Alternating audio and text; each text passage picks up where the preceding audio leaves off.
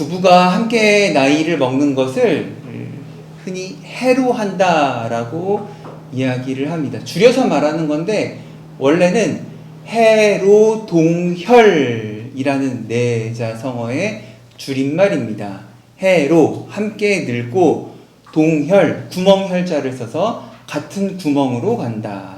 그러니까 함께 늙고 같은 구멍, 같은 무덤으로 들어간다. 죽는 날까지 함께 간다. 함께 늙고 함께 무덤에 묻히는 것을 의미합니다. 꼭 무덤이라는 뜻도 있겠지만 공유한다라는 의미로도 볼 수 있을 것 같습니다. 이렇게 함께하는 사람은 경험을 공유하고 유대 관계가 깊어지게 됩니다. 서로 알게 된 것을 자신의 것으로 받아들이고 상대가 말하는 것도 같이 말하게 되고 같이 받아들이게 됩니다. 오늘 예수님께서 빛나는 모습으로 변화된 것을 본 제자들과 그렇게 말씀하시는 예수님, 또 그 전체 사건에 대한 이야기들을 보게 되었습니다. 복음 앞에서 함께 변화된 증인들이 되었으면 좋겠습니다. 함께 받아들이고 함께 이해하고 같은 것을 본 것을 같이 증언하고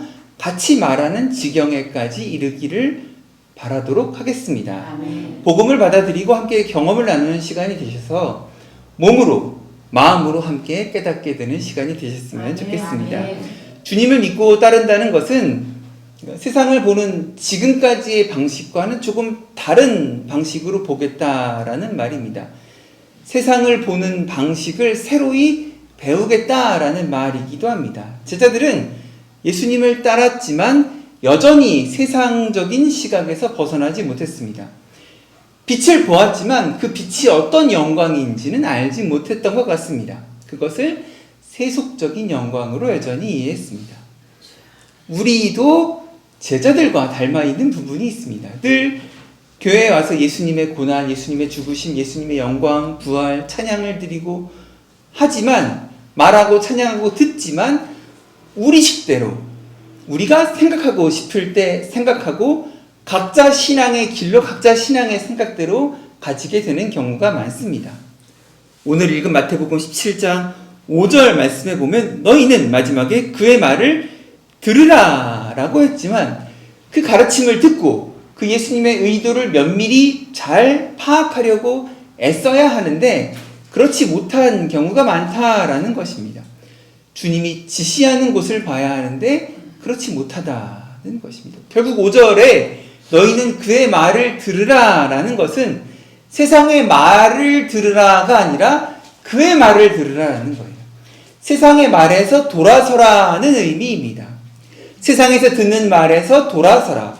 세상에서 보려고 하는 내 마음대로 생각해 놓은 그 영광을 쫓아가는 게 아니라 주님의 빛, 주님의 영광을 보고 그것을 따라가자라는 것입니다. 주님의 영광이 무엇입니까? 버림받고 거절당하시고 죽임당하시고 온 인류를 사랑하셨던 온 인류의 평화를 위해 이 땅에 오셨던 그 찬란한 영광을 바라보고 그 말을 듣자라는 것입니다. 그래서 8절 말씀이 조금 재밌는 말씀인데요. 마태복음 17장 8절 한번 여러분들이 읽어주시겠습니까? 시작. 제자들이 눈을 들어 보매 오직 예수 외에는 아무것도 보이지 아니하더라. 예수 외에는 아무것도 보이지 아니하더라. 주님만 바라보자라는 말로도 배울 수 있겠죠. 또 중간에 좀 복잡한 해석 과정을 생략하고 이 말을 뒤집어 보자면 이제는 관점조차도 주님의 눈으로 주님의 관점으로 바라보자. 그러니까 처음에 나눴던 것처럼 동혈하자라는 것으로도 교훈을 삼을 수 있습니다. 같은 구멍으로, 같은 눈구멍으로, 같은 주님의 눈으로 말씀을 보자라는 것입니다. 17장 1절 말씀 다 같이 읽겠습니다. 엿새 후에 예수께서 베드로와 야고보와 그 형제 요한을 데리시고 따로 높은 산에 올라가셨더니 예수님은 엿새 후에 베드로, 야고보, 요한을 따로 데리고 높은 산에 올라가셨다라는 겁니다. 엿새 후에. 그러니까 모든 제자들이 아닌 베드로, 야고보, 요한만 따로 데리고 3일 후, 4일 후가 아니라 엿새 후에. 그리고 바닷가나 광야가 아니라 높은 산에 예수님이 택하셨다라는 것을 좀 살펴보도록 하겠습니다. 그래서 엿새 따로 높은 산을 기준으로 놓고 말씀을 이해하는 데 도움을 받아보도록 하겠습니다. 첫 번째는 높은 산이라는 겁니다. 높은 산. 성경에서 높은 산은 종종 하나님의 계시가 나타나는 장소입니다. 모세는 시내 산에서 불타는 떨기나무를 보았습니다. 거기서 하나님의 임재 가운데 새로운 사명을 받았습니다. 그리고 나중에 그 산에서 십계명을 받게 됩니다. 엘리야 또한 온 세상이 바알 숭배에 빠졌을 때 자신의 목숨을 노리는 이세벨을 피해서 호렙산으로 갔습니다. 그곳에서 엘리야는 세미한 음성으로 임재하시는 하나님을 만나게 됩니다. 엘리야도 모세와 마찬가지로 거기서 새로운 임무를 부여받고 눈앞에서 일어나는 일과는 달리 그 이면에 아무도 예상하지 못한 하나님의 일이 진행되고 있음을 계시받고 보게 됩니다. 높은 산이라는 것은 계시의 의미입니다. 지금 예수님은 제자들과 함께 높은 산에 올라갔습니다. 그리고 오늘 17장 말씀을 보니까 다름 아닌 모세와 엘리야와 만나고 있는 것을 보고 있습니다. 그렇다면 하나님은 옛날 모세와 엘리야에게 하셨던 것처럼 크고 놀라운 주님의 뜻을 계시하시는 것으로 보입니다. 성경을 공부할 때 우리가 알아야 할 것은 구약의 큰 주제가 종종 신약의 예수님을 통하여서 예수 그리스도를 통해서 그리스도 안에서 하나로 합쳐지게 된다라는 것입니다. 오늘 변화산 사건에서도 모세와 엘리야로 대표되는 과거의 구약의 역사가 예수 그리스도를 통해 예수 그리스도 안에서 겹쳐지고 있는 것입니다. 그러나 그 방식이 단순히 재현, 리바이벌 하는 것이 아니라 구약을 성취하는 것을 넘어서서 새로운 방식으로 우리에게 보여주십니다. 높은 산이라는 것은 결국은 새로운, 확실한, 중요한 계시가 있다라는 것을 알려주고 있습니다. 그래서 오늘 17장 1절 말씀해 보니까 높은 산에 올라갔다라는 것은 여기에 중요한 계시의 말씀이 있다라는 것입니다. 두 번째로 무슨 의미가 있는 거 아니? 엿새 후라는 것을 17장 1절에서 이야기합니다. 성경은 종종 방금 전에 말씀드렸다시피 구약을 의도적으로 가져와서 구약에 있는 말씀을 생각나게 합니다. 흔들어 놓습니다. 야, 구약에서 원래 이렇지 않았느냐라는 것입니다. 왜 하필 엿새 후에 올라가셨겠습니까? 출애굽기 24장 16절을 당연히 떠올리게 하는 말씀입니다. 구약의 말씀에 알고 있었던 사람은 아하, 그 말씀이구나 라고 떠올렸을 것입니다. 출애굽기 24장 말씀을 같이 보도록 하겠습니다.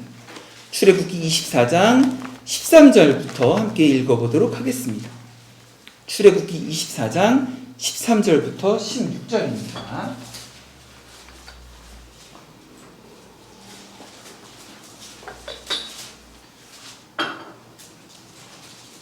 출애굽기 24장 13절부터 16절입니다. 다 같이 말씀을 천천히 읽어보도록 하겠습니다. 모세가 그의 부하와 여호수아와 함께 일어나 모세가 하나님의 산으로 올라가 장로들에게 이르되 너희는 여기서 너희에게 돌아오기까지 기다리라. 아론과 훌이 너희와 함께하리니 물을 있는 자는 그들에게로 나아갈지라 하고 모세가 산에 오르매 구름이 산을 가리며 여호와의 영광이 신의 산 위에 머무르고 구름이 엿새 동안 산을 가리더니 일곱째 날에 여호와께서 구름 가운데 모세를 부르시니라. 아멘. 예수님 산에 올라가셨다라는 마태복음의 기록은 당연히 모세와 엘리야를 떠올리게 합니다. 그리고 당연히 거기서 모세와 엘리야를 만나시는 예수님을 가르쳐 주고 있습니다. 그리고 엿새 후라고 마태복음에 기록된 것도 당연히 의도적으로 아주 강렬하게 모세가 받았던 말씀에 대한 기록을 떠올리게 합니다. 거기서 시내산에 가득한 구름 속에서 하나님이 말씀하신 것 언제 일어났다고? 엿새가 지나고 일곱째 날에 일어났다라는 것입니다. 그런데 오늘 마태복음 17장 5절 말씀 보면 똑같이 엿새 후에 그리고 하나님께서 5절 말씀을 보니까 구름 속에서 17장 5절입니다. 말할 때 호련히 빛난 구름이 그들을 덮으며 구름 속에서 소리가 났다. 이 말씀을 듣고 기록하는 사람은 의도적으로 강렬하게 이야기한 겁니다. 그 옛날 모세가 시내산에서 구름 속에서 엿새가 지난 7째 날에 하나님과 만나고 계시를 받고 했던 것을 가르쳐주고 일깨워 주는 것입니다. 아멘. 예상했던 대로 그리고 강렬하게 암시했던 대로 하나님의 계시가 나타납니다. 6째 날이라는 것은 무슨 의미가 있느냐? 그래서 종말론적인 의미가 있습니다. 하나님께서 임하시는 것. 그 다음 날 6일이 지나고 엿새 후의 7째 날은 안식일이기 때문입니다. 그래서 변화산의 사건이라는 것은 지금 당장 일어난 일이라기보다는 종말에 나타날 일을 강렬하게 암시해주고 있습니다. 종말에 대한 것을 일깨워주는 것이 6째 날 후에라는 의미라는 것입니다.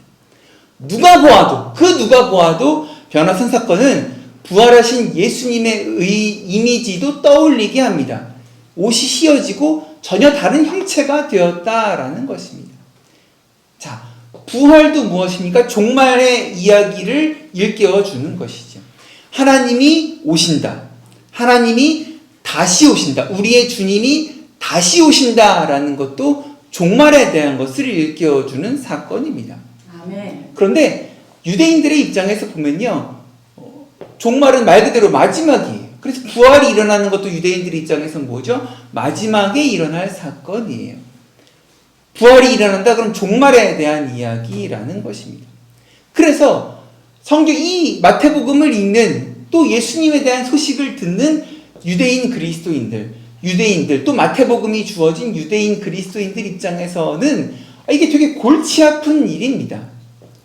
예수님이 부활했다라는 것입니다. 너무나 골치 아픈 일이에요. 왜? 메시아가 부활했다? 메시아가 부활하는 것은 종말의 사건이라는 거예요. 이 세상이 끝나는 일이라는 거예요. 그런데 예수님이 부활하시는데 어떻게 부활하시죠? 이 세상이 끝나고 부활하신 게 아니라 그 중간에 사흘 만에 부활하셨어요. 유대인들은 이것을 받아들이는데 골치 아파요. 그래서 예수님을 부인합니다. 또는 예수님을 믿는 유대인들은 이 이야기를 받아들이는데 너무나 큰 어려움이 있습니다. 세상이 아직 끝나지 않았는데 왜 부활의 사건이 일어나는가? 그런데 모든 사람의 부활이 일어난 것은 아니죠. 그래서 성경은 우리에게 가르쳐주기를 예수 그리스도가 부활의 첫 열매라고 우리에게 가르쳐주는 것입니다. 첫 열매이시라는 겁니다. 예수 그리스도와 함께 부활의 사건이 일어나고 종말의 때가 시작되었지만 하나님의 나라가 시작되었지만 아직 완전히 종말 끝난 것은 아니라는 것입니다. 그래서 오랫동안 기독교에서 알려진 중요한 개념 already but not yet 이미 하지만 아직은 이라는 중요한 개념이 우리에게 갖추어져야 한다라는 것입니다. 이미 시작되었지만 아직은 완성되지는 않은 것입니다. 그런 점에서 변화산 사건은 오늘 우리로 하여금 예수 그리스도의 부활과 함께 시작된 하나님의 나라를 살아가며 그 나라가 완성되는 종말의 때를 준비하라라는 교훈을 주는 것입니다. 아멘. 종말이 반드시 있다. 그 아멘. 종말의 때를 준비하라는 것입니다. 아멘. 그래서 높은 산이라는 것은 중요한 계시라는 것이고 엿새 후라는 것은 이 종말에 대한 교훈이라는 것입니다. 그리고 세 번째로 주는 교훈이 있는데 바로 따로 데리고 갔다라는 것입니다. 마태복음 17장 1절 엿새 후에 예수께서 베드로, 야고보, 그 형제 요한을 데리시고 따로 높은 산에 올라가셨다. 예수님은 중요한 일이 있을 때 이렇게 따로 제자들 몇을 데리고 동반하실 때가 있습니다. 죽은 야이로의 딸을 살리실 때도 따로 몇몇 제자만, 이 세 제자만 데리고 갔습니다. 겟세마네 동산에서 오늘 기도하실 때도 따로 제자들을 데리고 갔습니다. 아멘. 그리고 마가복음 13장 3절에 보면 13장 유명한 말씀인데 종말의 때에 대한 무서운 말씀을 하실 때에도 따로 마가복음 13장 3절에 이 따로 세 제자들만 이야기해 주는 것을 보게 됩니다. 마찬가지로 지금도 이 변화산 사건도 중요한 순간이라는 것입니다. 특별히 예수님은 변화산 사건을 통해서 당신이 가야 할 고난의 길을 두려워했던 제자들에게 미리 하나님의 영광을 보여주신 것입니다. 왜냐하면 지금은 제자들 이 일이 엿새 후 일곱째 날이죠. 엿새 전에는 무슨 일이 있었는고 하니 예수님이 첫 번째로 순환을 예고하셨어요. 내가 고난을 당해야겠다. 내가 십자가에서 죽을 것이다. 라는 이런 말을 통하여서 제자들이 요새 말로 멘붕이 된 상태였어요. 그래서 그 제자들을 향하여서 따로 말씀을 하신 이유가 무엇인가를 생각해 봐야 한다라는 것입니다. 사람들의 눈에는 메시아의 죽음이 실패이지만 변화산 사건을 보자 하니 이것은 완전한 실패가 아니라 영광을 보여주는 것이라는 겁니다. 6일 전에 우리의 스승은 이거 나는 고난을 당할 것이다. 십자가에서 죽을 것이다. 라고 말해서 다 망했다. 큰일 났다. 라고 생각을 했는데 이 자리에서 영광을 보여주셨다라는 것입니다.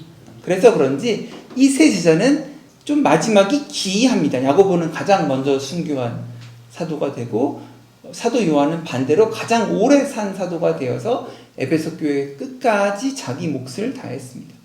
또 베드로는 초대교회를 대표하는 말 그대로 1등 제자가 되어서 또 전설에 따르면 십자가에 거꾸로 달려 순교하는 영광의 길로 갔다라는 것입니다. 그런데 이 변화산에서의 경험이 즉각적인 변화를 가져온 것은 아니었던 것 같습니다. 그러니까 예를 들어서 부모들이 아이들과 함께 유적지 답사를 가서 경주를 갔는데 첨성대 보고 석굴암 보고 다보탑 보고 많은 유적을 보고 집에 와서 어린아이들 보고 경주 가서 뭐 봤냐 어땠냐 라고 물어보면 애들 뭐라 그러죠? 뚱딴지 같은 소리를 하죠. 거기서 콩나물 국밥이 맛있었어요. 뭐 하고 놀았어요. 언덕에서 놀았어요. 그런 이야기를 애들은 뚱딴지 같이 합니다. 4절에서 베드로의 반응도 비슷한 것 같습니다. 4절 말씀 마태복음 17장 4절 한번 읽어주십시오. 베드로가 예수께 여쭈어 이르되 주여 우리가 여기 있는 것이 좋사오니 만일 주께서 원하시면 내가 여기서 초막새를 주되 하나는 주님을 위하여 하나는 모세를 위하여 하나는 엘리야를 위하여 하리이다. 경주 갔다 와서 콩나물 국밥이 맛있어요 라고 말하는 이야기와 비슷합니다. 경주 콩나물 국밥 맛있지만 첨성대 보고 석굴암 보고 다보탑 보고 와야죠. 주여 우리가 여기 있는 것이 좋사오니 예수님이 변화산에서의 이런 일들을 하신 것은 말한 것처럼 엿새 후에 높은 산 그러니까 예수님 할 얘기가 많으셨어요. 계시에 대한 말씀이셨고 종말에 대한 말씀이셨고 영광에 대한 말씀이셨어요. 6일 전에 고난에 대해 얘기했기 때문에 얘들이 실패라고 알고 있는데 이거 실패 아니다. 고난이라는 것은 영광에 대한 이야기고 결국은 고난도 받아야 되는 것이다 라는 이야기를 하고 싶으셨던 것인데 제자들은 현실을 보기보다는 오히려 회피하기를 원했던 것 같습니다. 여기에 초막셋을 짓겠다라는 것입니다. 그런데 이 변화산에서 갖는 이 영적인 경험이라는 것은 초막을 짓는 것이 중요한 게 아닙니다. 이 신비를 즐기는 데 있지 않습니다. 많은 신앙인들이 신비를 즐기는 데 빠지고 싶어 합니다. 거기에 머무르고 싶어 할 때가 있는데 그렇지 않다라는 것입니다. 하나님의 임재라는 것은 우리가 소유하는 것이 아닙니다. 우리가 기념하는 물건이 아닙니다. 트로피가 아닙니다. 하나님의 임재, 기적, 영광, 신비 이것은 나에게 주시는 상장이 아니에요. 내가 소유하는 내 물건이 아닙니다. 따로 데려갔지만 이 제자 몇 명만 가지는 것이 아닙니다. 하나님의 임재라는 것은 자아, 도취에 빠지는 것이 아닙니다. 참된 영성은 우리로 하여금 6일 전에 말씀하셨던 그 예수님의 고난을 직면하게 합니다.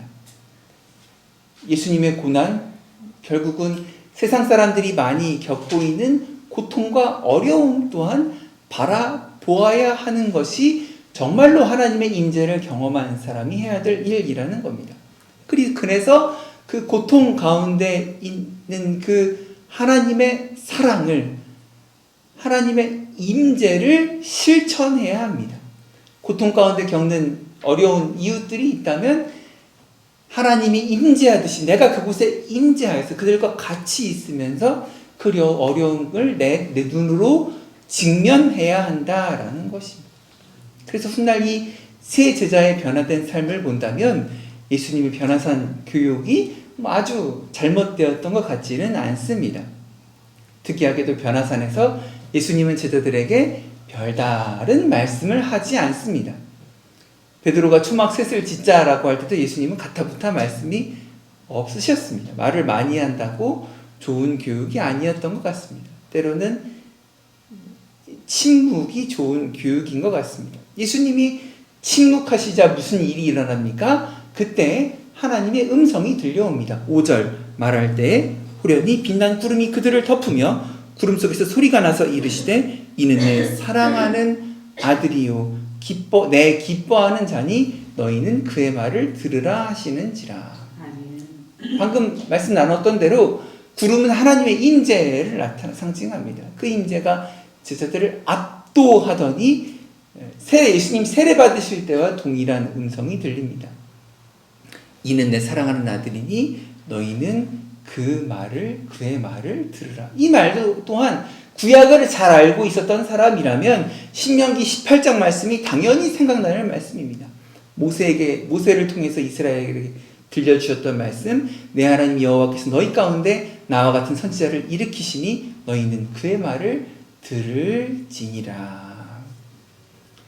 사랑하는 성도 여러분, 제자들은 예수님과 함께 있으면서도 예수님의 말씀이 아닌 다른 이야기를 더 많이 들었던 것 같습니다. 예수님의 말씀보다도 욕망이 외치는 소리를 더 들었던 것 같습니다. 예수님의 가르침보다 자신의 이권을 따라가는 바를 더 경청했던 것 같습니다. 결국은 결코 들어서는 안 될 사탄의 말까지 들었습니다. 6일 전, 엿새 전, 여러분도 잘 아는 말씀인데 예수님이 고난을 받아야겠다라고 말씀하시니까 베드로가 그러지 마십시오. 이 일은 일어나지 않을 것입니다. 라고 십자가의 길을 막는 말을 하자 베드로에게 예수님 말씀하셨죠. 사탄아 내 뒤로 물러가라. 너는 나를 넘어지게 하는 자로다. 오늘 마태복음 17장에서 변화산에서 하나님의 말씀을 듣고 음성을 듣고 심히 놀라 두려워하고 있을 때 예수님이 그들에게 손을 대시며 말씀하신 것이 있습니다. 일어나라 두려워하지 말라. 제자들이 정신을 차리고 주위를 둘러보자 오직 예수님 외에는 아무것도 보이지 않았습니다. 그렇다면 지금까지 본 게 무엇이었을까요? 꿈이었을까요? 환상이었을까요? 아니면 실제로 모세와 엘리야가 살아서 잠깐 우리 앞에서 나타났던 것일까요? 현실일까요? 예수님이 이것에 대해 말씀하시는데 9절에 뭐라고 말씀하시냐면 그들이 산에서 내려올 때 예수께서 명하여 이르시되 얘들아 인자가 죽은 자 가운데 살아나기 전에는 본 것을 아무에게도 이르지 말라. 본 것을 이제 영어로 따지면 비전이라고 말을 합니다. 아까 그 비전을 다른 사람들한테는 얘기하지 않았으면 좋겠다라고 이야기를 합니다. 이거 뭐 꿈일 수도 있고요, 환상일 수도 있고요, 실제일 수도 있습니다. 중요한 것은 비전이 무슨 뜻이냐, 이게 꿈이냐, 뭐 환상, 그게 중요한 게 아니라 비전이 가리키는 것을 봐야 합니다. 손가락이 중요한 게 아니라 손가락이 가리키는 것을 봐야 합니다. 비전이란 말 뜻이 중요한 게 아니라 비전이 가리킨 것을 봐야 합니다. 너희는 그의 말을 들으라 라는 그 하나님의 음성이라는 것입니다. 우리가 예수님의 말씀을 들어야 한다라는 것입니다. 왜? 예수님이 하나님의 사랑하시는 아들, 하나님의 기뻐하시는 자이기 때문입니다. 그래서 따로라는 그 말씀을 통해서 주님께서는 우리에게 집중하기를 원하셨구나. 경청하기를 원하셨구나. 아멘. 물론 베드로는 또 집중하면서 또 다른 헛소리를 했지만 그래도 우리에게 경청하기를 원하신다. 아멘. 집중하기를 원하신다라는 것입니다. 교회력에 대림절, 대강절을 지나 주현절 기간이 끝나고 이제 사순절 기간으로 들어가게 됩니다. 아기 예수의 탄생, 그리고 예수님의 세례, 예수님의 나타나심, 뭐 이런 말씀들을 그동안 성탄절 전후로 해서 계속 나누어 왔습니다. 이제는 사순절 기간을 통해서 예수님과 함께 십자가의 고난에 대한 말씀들을 묵상하게 될 것 같습니다. 가장 중요한 것은 무엇입니까? 그분의 말씀을 듣는 것입니다. 뭐 금식하는 것도 중요하고 뭐를 안 합시다. 뭐를 참아봅시다. 40일 동안 뭘 지킵시다. 말씀을 묵상합시다. 라는 것도 중요하지만 중요한 것은 오늘 구름 가운데 나타나셨던 그 말씀, 너희는 그의 말씀을 들으라는 것이 중요합니다. 온갖 욕망의 잡음을 제거하고 번잡한 속 시끄러운 것들 소리를 좀 낮춰보고 예수님의 말씀만 울려 퍼지도록 해야 하지 않겠습니까? 사순절의 의미라는 것은 예수님의 말씀에 더욱 주목한다라는 것이. 그래서 그 옛날 예수님의 제자들뿐 아니라 오늘 우리가 가장 먼저 들어야 할 예수님의 말씀이 있습니다. 7절 말씀입니다. 일어나라 두려워하지 말라. 우리가 주목해야 할 말씀입니다. 일어나라 두려워하지 말라. 많은 것들이 좌절하는 시대, 당장 내일과 내년을 알 수 없는 불확실한 이 시대에 우리 주님의 말씀을 따라 살아갔으면 좋겠습니다. 일어나라 두려워하지 말라. 말씀을 마치겠습니다. 변화의 증인들에게 엿새 후에 따로 높은 산에서 말씀하셨다라는 것을 살펴보았습니다. 그것은 큰 계시가 있었다는 말씀이고 종말의 신앙을 가르쳤다라는 말씀입니다. 그리고 우리가 집중해서 들어야 할 말이 있다라는 것입니다. 일어나라 두려워하지 말라. 그리고 그의 말을 잘 들으라라는 것입니다.